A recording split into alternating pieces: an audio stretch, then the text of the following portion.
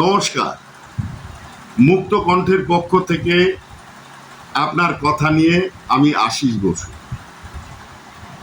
আমি আজ আলোচনা করতে চাই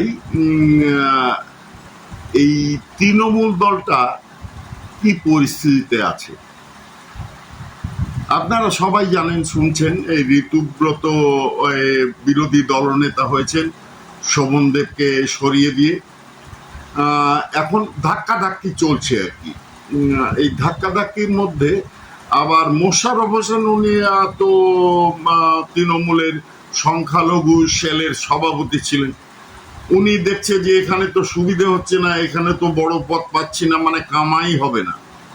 তো দেখি আবার ফিরে যাই দিদির দিকে, যে ওখানে যে যদি ওখানে লোক কম আছে এখন, ওখানে যে যদি আবার 2 পয়সার ব্যবস্থা করা যায় কোনোভাবে।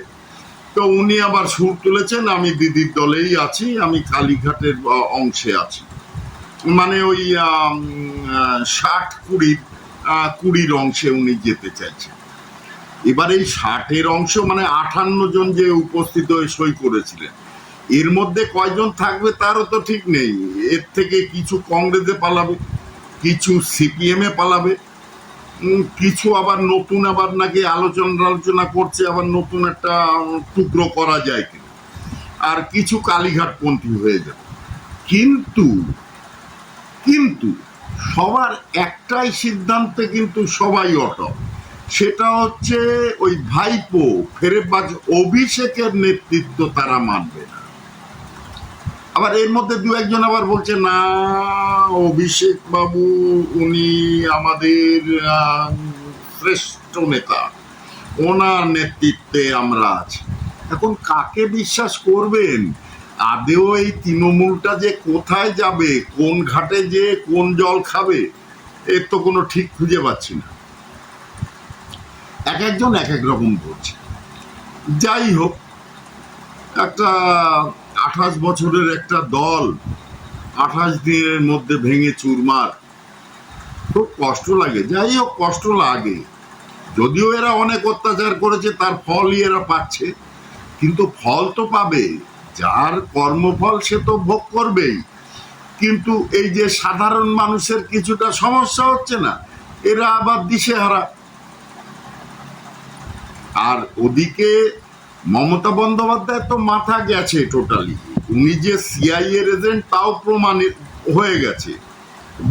দেখছেন না কদিন ধরে খবরে যে বাংলাদেশে সেই পরিকল্পনা বেরিয়ে গেছে, অশোক স্তম্ভ সরিয়ে বাংলার আনা, তারপরে হিন্দি বলয় বলে ভারতের অন্য অংশকে ভাগ করে দেওয়া, নানান রকম ফন্দি ফিকির তো এতদিন চলেছে।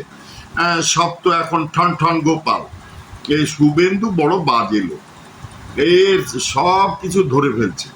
যাই হোক, সেটা ওরা বড় বড় ব্যাপার, বড় বড় বান্দরের বড় বড় লেজ। আমরা সাধারণ মানুষ, আমাদের লেজও নেই, আমরা শুধু দেখবো আর ভুগবো, কারণ উপলব্ধি আমাদের ওইটাই, ভোগান্তি। তবু দেখছি যে নতুন সরকার কিছু কিছু সিদ্ধান্ত তো নিচ্ছে জনগণের সুবিধার্থে। ভালোই লাগছে, কারণ আমাদের মতন সাধারণ নিম্নবিত্ত জনগণ আমরা চাই যে আমরা সুখে শান্তিতে থাকি, মিলেমিশে। ভাই, আমাদের কাছে ওই কেউ অচ্ছুত নয়, কেউ কোলেরও নয়, কেউ পিঠেরও নয়, তাই না? আমরা চাই আমরা শান্তিতে থাকি। কিন্তু এই রকম দল ভাঙাভাঙি হতে যদি থাকে, এর ভিতরে তো দেখেন না, একটা কাঁচের গ্লাস যদি আপনার হাতের থেকে পড়ে ভাঙে, তার ছিটকে তো আপনার দিকেও কিছু আসে, টুকরো আসে না, ছিটে আপনার দিকে। তো এই যে তৃণমূলের দল ভাঙাভাঙি চলছে, এর থেকে কিছু উৎপেতে মাল তারা তো এই সমাজের মধ্যেই থাকবে। ওই তারা আবার কি তাও তৈরি করবে, সাধারণ মানুষের কোন সমস্যা তৈরি করবে তা তো জানা নেই। তবে দলটা মুছে যাচ্ছে এটা ঠিকই, তবু এই দেখতে হবে আমাদের আগামী দিনে কি হয়। তবে বিরোধী দলে কি এরকম যদি 3-4টে টুকরো হয়ে যায়, তখন কি এরা বিরোধী থাকতে পারবে? কি মনে হয় আপনার? যাই হোক, আহ, ভারত মাতা কি জয়, জয় শ্রীরাম।